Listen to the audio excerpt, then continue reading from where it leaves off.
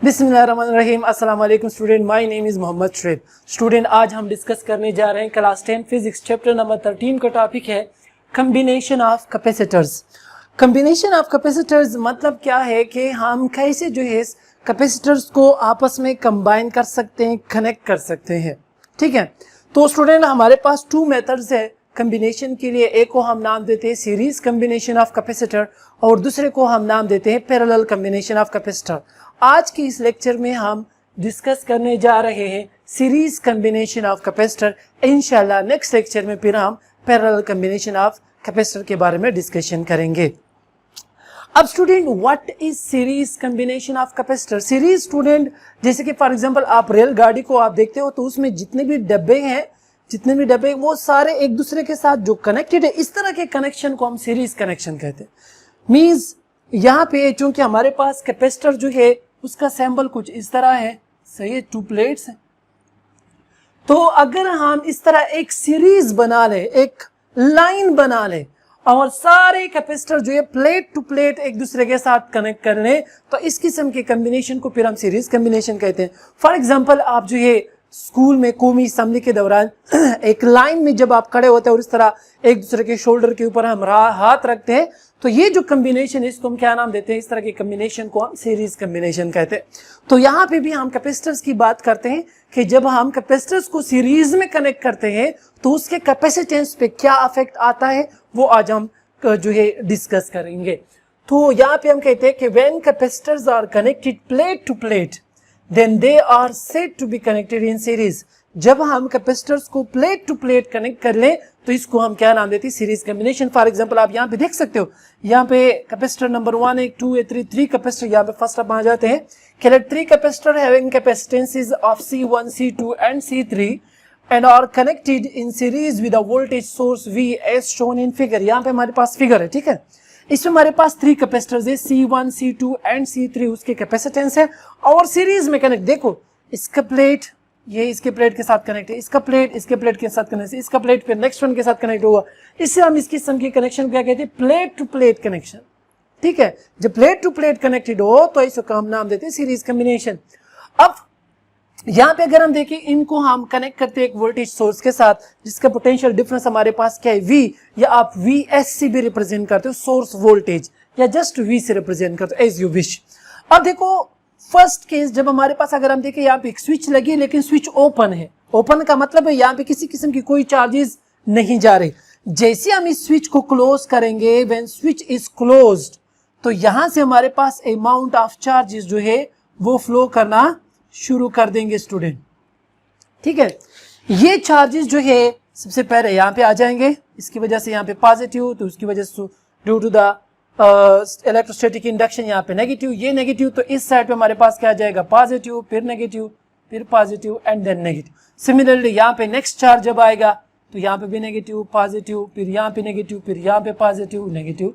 Similarly यहाँ पे, तो अगर हम देखें यहाँ पे कैपेसिटर्स जो है उनके ऊपर चार्जेस आ गए, तो लेट ये कैपेसिटर, इस कैपेसिटर के ऊपर जो चार्ज आ रहा है इसको मैं Q1 का नाम देता हूं, इसको मैं Q2 का नाम देता हूं और इसको मैं नाम देता हूं Q3। समझ आ रही है ना? अब यहां पे इस कैपेसिटर के क्रॉस जो वोल्टेज ड्रॉप होगा, यहां पे इस कैपेसिटर के क्रॉस जो वोल्टेज ड्रॉप है स्टूडेंट, इसको मैं V1 से रिप्रेजेंट कर रहा हूं। ठीक है, यहाँ पे जो वोल्टेज ड्रॉप होगा इसको हम V2 से रिप्रेजेंट करते हैं और यहाँ पे जो वोल्टेज ड्रॉप होगा इसको हम V3 से रिप्रेजेंट करते हैं। ठीक है, और ये सारे वोल्टेजेस जब हम सम करेंगे, मींस ऐड कर देंगे, तो ये इस सोर्स वोल्टेज के बराबर होगा। फॉर एग्जांपल लेट, अगर यहाँ पे मैं जो है 12 वोल्ट जो है वोल्टेज सोर्स अप्लाई कर रहा हूँ, 12 वोल्ट। ठीक है, तो फॉर एग्जांपल यहाँ पे हमारे पास 3 वोल्ट है, फॉर एग्जांपल यहाँ पे हमारे पास 5 वोल्ट है, तो फिर यहाँ पे हमारे पास क्या होगा? 4 वोल्ट। तो अगर आप इनको ऐड करें तो 4 + 5 9 + 3 = 12। तो मतलब क्या हुआ कि यहाँ पे जो वोल्टेजेस होंगे, ड्रॉप, जो वोल्टेज ड्रॉप आ रही है, उनको अगर हम ऐड करेंगे तो वो किस चीज के बराबर होगा? Source voltage. ये जस्ट मैं फॉर सेक ऑफ अंडरस्टैंडिंग में लिख रहा हूँ कि 12 वोल्ट और इस तरह मैंने डिस्ट्रीब्यूशन की। तो अब देखते हैं, हम टोटल कैपेसिटेंस फाइंड आउट करने जा रहे हैं कि जब हमने कैपेसिटर्स को सीरीज में कनेक्ट कर लिए तो उनकी कैपेसिटेंस पे क्या इफेक्ट आता है। तो अब आते हैं यहाँ पे, तो देखो जब भी हम सीरीज कॉम्बिनेशन करते हैं तो इसमें क्या होगा कि amount of charge store on each plate of a capacitor remain same. हमेशा याद रखो स्टूडेंट, सीरीज कॉम्बिनेशन में हर एक कैपेसिटर में जो नंबर ऑफ चार्ज स्टोर होते वो सेम होंगे। ये एमसीक्यूज है, याद रखना। सीरीज कॉम्बिनेशन में चार्जेस जो है वो क्या होंगे, सेम। अब कैसे सेम होंगे, जैसे कि फॉर एग्जांपल मैंने यहाँ पे बता दिया कि यहाँ पे फॉर एग्जांपल फर्स्ट चार्ज आ गया तो इसने स्टोर कर लिया, तो यहाँ पे भी आ गया, उसकी वजह से यहाँ पे भी वो चार्ज आ गया, यहाँ पे भी चार्ज आ गया। यहाँ पे जब नेक्स्ट आएगा, ठीक है, तो वो यहाँ पे भी स्टोर हो जाएगा, यहाँ पे भी स्टोर। जब थर्ड वन आएगा तो यहाँ पे भी स्टोर, यहाँ पे भी स्टोर, यहाँ पे भी स्टोर हो जाएगा। जब फोर्थ वन आएगा तो यहाँ पे भी स्टोर हो जाएगा, यहाँ पे भी स्टोर हो जाएगा और यहाँ पे भी स्टोर हो जाएगा। तो मतलब क्या है कि जितने चार्जेस एक के ऊपर स्टोर होंगे बाकी के ऊपर भी उतनी स्टोर होंगे। अब यहाँ पे मैं आपको एक सिंपल पॉइंट बता देता हूँ स्टूडेंट, ये बात ध्यान में रखें। ये अक्सर स्टूडेंट जो इसमें कंफ्यूजन होती है कि सर फॉर एग्जांपल क्वेश्चन ये होता है कि लेट यहाँ पे फॉर एग्जांपल मैंने सारे कैपेसिटर सेम लगाए हैं, ठीक है। फर्स्ट क्वेश्चन, अगर सारे कैपेसिटर सेम है फिर तो ठीक है, चार्जेस उसमें सेम स्टोर होंगे, ठीक है, इज इट क्लियर। लेकिन अगर हमारे पास कैपेसिटर्स जो है वो डिफरेंट है, लेट मेरे पास जो है एक कैपेसिटर है C1, लेट सपोज 2 माइक्रोफेराड, ठीक है। C2 जो है हमारे पास 3 माइक्रोफेराड एंड C3 जो है फॉर एग्जांपल वो है 4 माइक्रोफेराड। ये 3 कैपेसिटर्स है हैविंग कैपेसिटेंस 2, 3 एंड 4 माइक्रोफेराड, क्योंकि डिफरेंट है।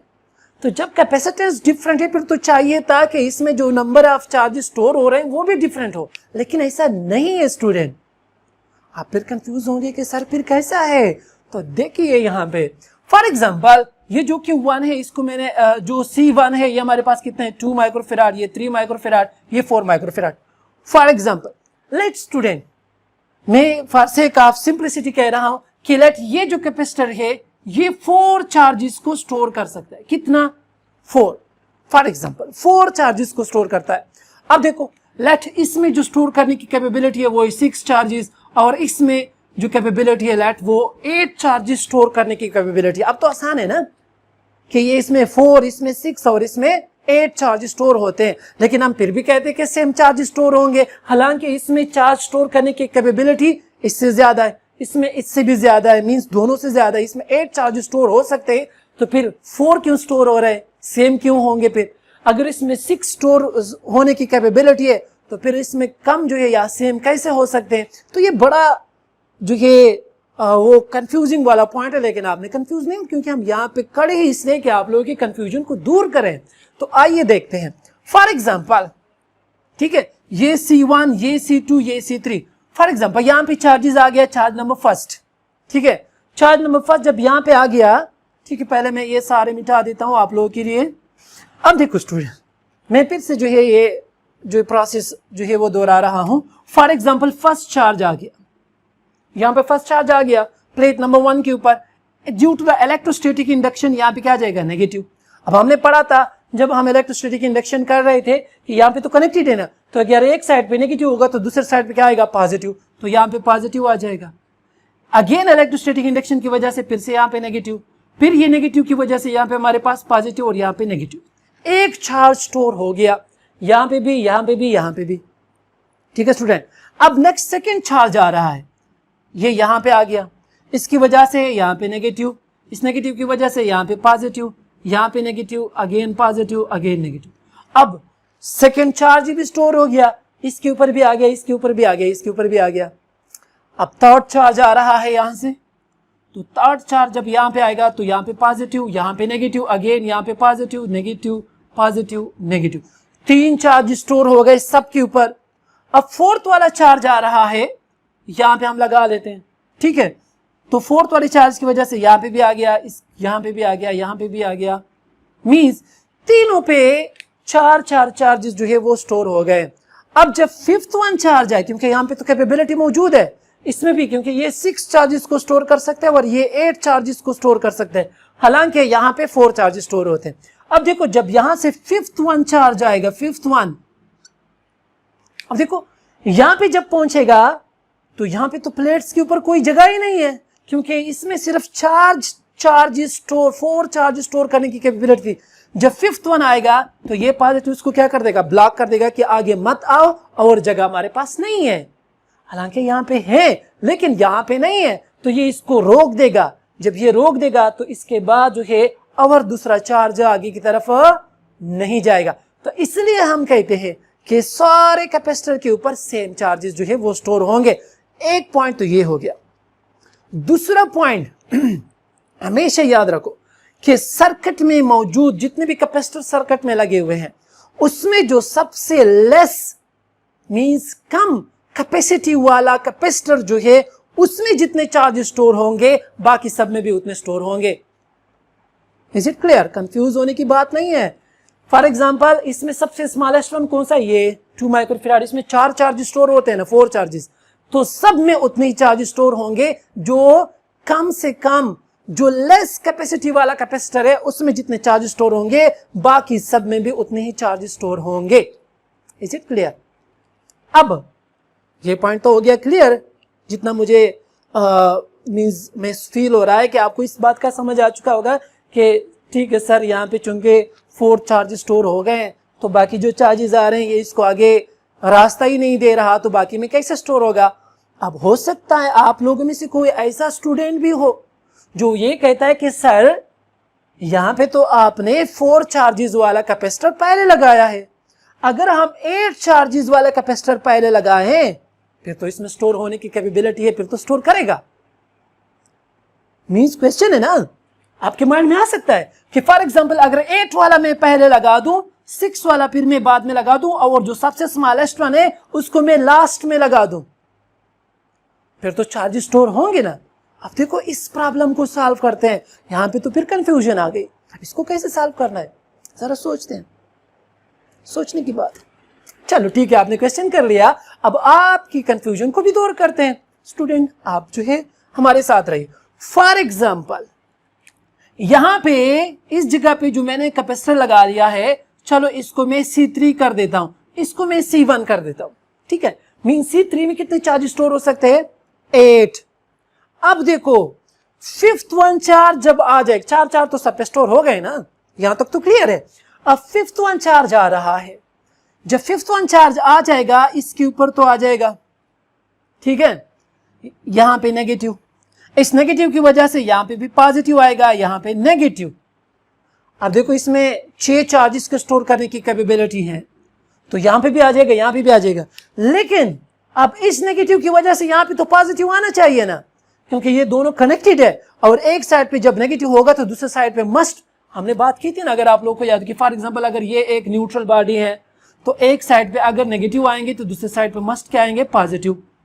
जब हम कोई चार्ज बॉडीज के नजदीक लाते हैं, इस तरह जब हमने इलेक्ट्रोस्टैटिक इंडक्शन के बारे में बात की थी, तो आप देखो जब यहाँ पे नेगेटिव आएगा तो इसमें पॉजिटिव आ जाएगा ना, यहाँ पे पॉजिटिव आना चाहिए, लेकिन यहाँ पे तो चार्ज कैपेबिलिटी स्टोर करने की है ही नहीं, तो ये इसको जो है क्या कर देगा? स्टॉप कर देगा। मेरे पास जगह ही नहीं है, मैं कहां पे स्टोर करूं, तो इसको रोक देगा। अब जब ये रोक देगा तो चूंकि ये सारे कनेक्टेड है एक दूसरे के साथ, तो ऐसा नहीं है कि यहां पे नहीं आएगा और बाकी सब में स्टोर हो जाएगा, नहीं, यहां पे ये चार्ज क्रिएट ही नहीं हो सकता, क्योंकि यहां पे तभी क्रिएट होगा जब यहां पे भी पॉजिटिव आएगा।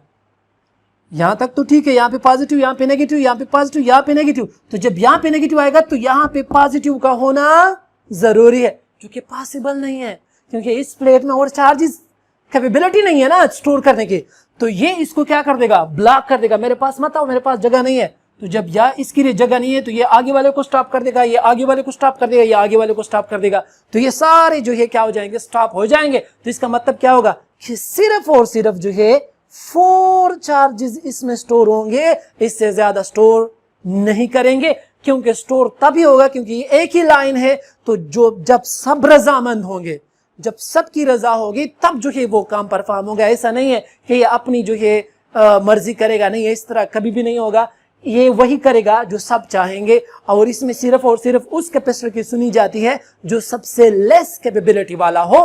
तो ये आपने ध्यान में रखना होगा, ये कॉन्सेप्ट जो अक्सर स्टूडेंट जो इसमें कंफ्यूज होते हैं, तो ये बात ध्यान में आ गई हमारे पास कि जो है हमारे पास किसी भी जब हम सीरीज कॉम्बिनेशन करते हैं तो सीरीज कॉम्बिनेशन में हर एक कैपेसिटर के ऊपर सेम चार्जेस स्टोर होंगे, और चार्जेस उतने स्टोर होंगे जो इसमें सबसे स्मॉलेस्ट चार्ज, स्मॉलेस्ट कैपेसिटर जितने चार्ज स्टोर कर सकता है, तो तमाम के तमाम कैपेसिटर जो है उतने ही चार्ज को स्टोर करेंगे। तो दिस इज ऑल अबाउट ये चार्ज कैसे, कितने चार्जेस उसमें स्टोर होंगे। तो इंशाल्लाह आपको जो है इस पॉइंट की समझ आ चुकी होगी। तो यहाँ पे देखो हमने पॉइंट क्या बात कर रहे थे हम कि amount of charges store on each plate of the capacitor remain same. सारे कैपेसिटर के ऊपर जो हमारे पास चार्जेस क्या होंगे, सेम। तो हमारे पास क्या हो जाएगा, Q1 is equal to Q2 is equal to Q3 is equal to Q। Let इसको मैं इक्वेशन नंबर, क्योंकि सारे चार्जेस सेम है तो इसको मैं Q से रिप्रेजेंट कर लेता हूं। तो ये इक्वेशन नंबर 1। अब सेकंड पॉइंट क्या है हमारे पास कि the sum of voltage drop across each capacitor must be equal to the potential difference voltage supplied by the source। जिसे मैंने बात की, यहाँ पे देखो मैंने ऑलरेडी एग्जांपल भी दिया है कि यहाँ पे जो वोल्टेज ड्रॉप्स होंगे वो क्या होंगे, वो डिफरेंट होंगे। वोल्टेज ड्रॉप क्या होंगे, डिफरेंट। यहाँ पे जो वोल्टेजेस ड्रॉप आते हैं इन तमाम का सम जो है इस सोर्स वोल्टेज के बराबर होगा, क्योंकि वोल्टेज जो है यो पॉइंट्स के ऊपर डिपेंड करता है। यहाँ पे जो ये पॉइंट्स वो डिफरेंट है, यहाँ पे पॉइंट्स डिफरेंट है, यहाँ पे पॉइंट्स मींस पोटेंशियल के ऊपर डिपेंड करता है कि पोटेंशियल अगर डिफरेंट है तो वहां पे वोल्टेज भी डिफरेंट होगा।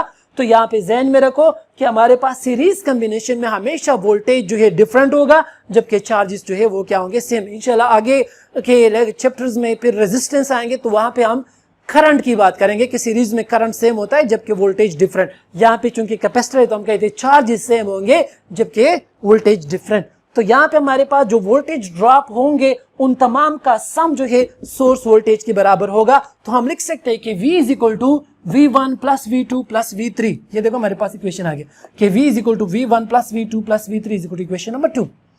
हम फाइंड आउट क्या कर रहे हैं, कैपेसिटेंस। तो अब देखो हम कैपेसिटेंस की तरफ जाते हैं और फाइंड आउट करते हैं कि कैपेसिटेंस का फार्मूला हमारे पास क्या आएगा। So as we know that हमारे पास फार्मूला है Q is equal to CV। अब देखो यहां पे हमारे पास वोल्टेज की इक्वेशन मौजूद है, तो यहां से हम V की वैल्यू निकाल लेते हैं। हमारे पास अगर हम V की वैल्यू निकालेंगे तो C पे डिवाइड करते हैं, हमारे पास आ जाएगा V is equal to Q divided by C। Let this is equation number 3। अब ये V की वैल्यू आ गई। अब V1 V2 V3 की वैल्यू क्या होगी, तो सिमिलरली V1 जो है ये बराबर होगा Q1 बाई C1, V2 बराबर होगा Q2 by C2 and V3 बराबर होगा Q3 डिवाइडेड बाई C3। अब ये हमारे पास V की वैल्यू भी आ गई है, V1 V2 V3 सारे वैल्यूज आ गए। अब इसको इक्वेशन नंबर 2 में पुट करते हैं। So put in equation number 2। Equation number 2 implies के V की वैल्यू कितनी है, Q by C is equal to V1 की वैल्यू कितनी है, Q1 बाई VC1। Q2 की वैल्यू कितनी है, V2 की value Q2 by C2 plus Q3 by C3। ठीक है, ये सारे वैल्यूज हमने यहाँ पे पुट कर लिए, ये वैल्यूज इस इक्वेशन में। अब देखो यहाँ पे Q1 Q2 Q3 ऑलरेडी हमने लिखा है Q1 Q2 Q3 किस चीज के बराबर है, क्यों। सो यूजिंग इक्वेशन नंबर 1 इसको लेट मैं इक्वेशन नंबर 4 का नाम देता हूं। यूजिंग इक्वेशन नंबर 1 इन इक्वेशन नंबर 4।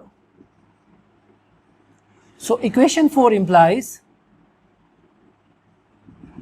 कि हमारे पास आ जाएगा Q divided by C is equal to Q1 की जगह भी मैं क्यों लिखता हूं, Q divided by C1 plus Q divided by C2 plus Q divided by C3। अच्छा यहां से अगर हम देखें Q को कॉमन कर लेते हैं, हमारे पास आ जाएगा Q divided by C is equal to, यहां से Q को कॉमन कर दें तो हमारे पास आ जाएगा 1 over C1 plus 1 over C2 plus 1 over C3। यहां से ये Q ओवर Q क्या हो जाएगा, कैंसिल। हमारे पास आ जाएगा 1 over C is equal to 1 over C1 plus 1 over C2 plus 1 over C3। This is equation number 5। इसको मैं C इक्विवेलेंट का नाम देता हूं, C इक्विवेलेंट, इन तमाम का इक्विवेलेंट। तो ये हमारे पास एक इक्वेशन आ गया।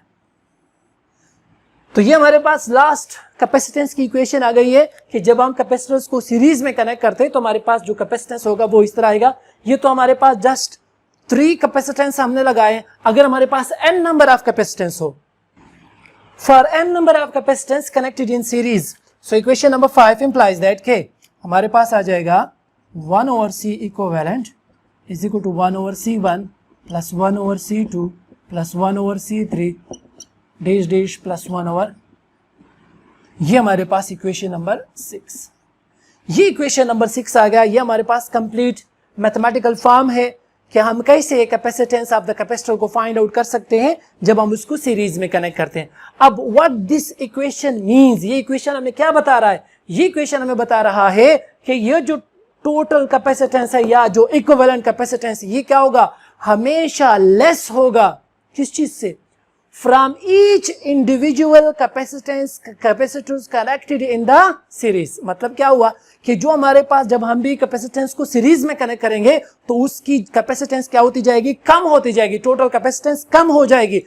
कितनी कम हो जाएगी? इस सर्किट में जितने भी हमने कैपेसिटर्स लगाए हुए हैं उन सब से जो है उसमें जो स्मॉलेस्ट वन होगा उससे भी उसकी वैल्यू कम हो जाएगी। तब हम इसको प्रूव भी करेंगे। इस इक्वेशन को मैं लिखता हूं कि इसका मतलब क्या है। So student, this equation means shows that in series combination, जब हम कैपेसिटर्स को सीरीज में कनेक्ट करते हैं, the equivalent capacitance, जो लास्ट रिजल्टेंट कैपेसिटेंस या टोटल कैपेसिटेंस जो आता है, is always smaller than an individual capacitance in combination, कि जो कॉम्बिनेशन में जो भी कैपेसिटर्स लगे हैं उन सब से, हर एक इंडिविजुअल कैपेसिटेंस से ये इक्विवेलेंट कैपेसिटेंस क्या होगा? कम होगा। अब इसको मैं यहाँ पे एक एग्जांपल से आपको शो भी करवा देता हूं। इस इक्वेशन को हम शो भी कर देते हैं। लेट फॉर एग्जांपल हमारे पास है C1 is equal to 1 farad में, मैं जस्ट फेराड लिख लेता हूं, असल में ये माइक्रो फेराड, लेकिन सिंप्लिसिटी के लिए मैं 1 ले लेता हूं। C2 मेरे पास 2 farad and C3 is equal to 3 farad for example. ये माइक्रो में एक्सल में लेते हैं। तो अब देखो C equivalent 1 over C equivalent, अब देखो ये 1 फार्मूला है, हमारे पास आ जाएगा 1 ओवर C1 की वैल्यू कितनी है? 1 plus 1 over 2 plus 1 over 3f। इससे हमारे पास आ जाएगा 1 over C equivalent is equal to 1 over 1 से तो 1 ही आएगा, 1 ओवर 2 से हमारे पास 0.5 आएगा, प्लस 1 ओवर 3 से 0.33 फेराड आएगा। अब इन सबको जब मैं ऐड कर लेता हूं हमारे पास आ जाएगा कि जब मैं इसको मैंने ऐड कर लिया तो हमारे पास आ जाएगा 1.83 फेराड। अब जब चूंकि मुझे C इक्विवेलेंट चाहिए, इसके नीचे तो 1 मौजूद है, जब मुझे C इक्विवेलेंट चाहिए तो इसको हम क्या कर देते हैं? उल्टा कर देते हैं। तो ये आ जाएगा C इक्विवेलेंट। तो जब ये उल्टा होगा तो ये भी उल्टा हो जाएगा, हमारे पास 1 ओवर 1.83 फेराड। अब जब इसको हम कैलकुलेट कर लेते हैं, जब इसको हम कैलकुलेट करेंगे तो फेराड यहाँ पे आएगा, ये तो यूनिट में है। जब हम इसको कैलकुलेट करेंगे तो अब देखो 1 डिवाइडेड बाय 1 तकरीबन लेस देन 1 आएगा। रिजल्ट हमारे पास क्या आएगा? Less than 1। अगर आप जो है कैलकुलेटर से कैलकुलेट करें तो तकरीबन 0 पॉइंट समथिंग आएगा या 0.9 वगैरह इस तरह आ जाएगा फेराड। ये जस्ट मैंने ऐसे कॉम्बिनेशन कर लिया। आप जब कैलकुलेट करेंगे 1 डिवाइडेड बाय 1.83 तो तकरीबन 0.9 समथिंग आ रहा है। तो ये फॉर एग्जांपल हमारे पास इक्विवेलेंट कैपेसिटेंस है। अब अगर हम देखें ये C इक्विवेलेंट है, C इक्विवेलेंट हमारे पास कितना आ गया? 0.89 फॉर एग्जांपल फेराड, 0.89 या जस्ट 0.9 फेराड आ गया। अब देखो इसको कंपेयर करें C1 के साथ। C1 क्या है? 1 फेराड। ये कितना है? 0.89 या 0.9। C2 के साथ कंपेयर कर लो, यहाँ पे 2 है, यहाँ पे 0.9, यहाँ पे 3, यहाँ पे 0. मतलब क्या हुआ कि C इक्विवेलेंट हमेशा क्या होगा? कम होगा from each individual capacitance connected in combination. तो जब भी हम सीरीज कॉम्बिनेशन में कैपेसिटर्स को कनेक्ट करते हैं या सीरीज में हम कनेक्ट करते हैं तो उसकी जो कैपेसिटेंस होगी वो हमेशा कम होगी।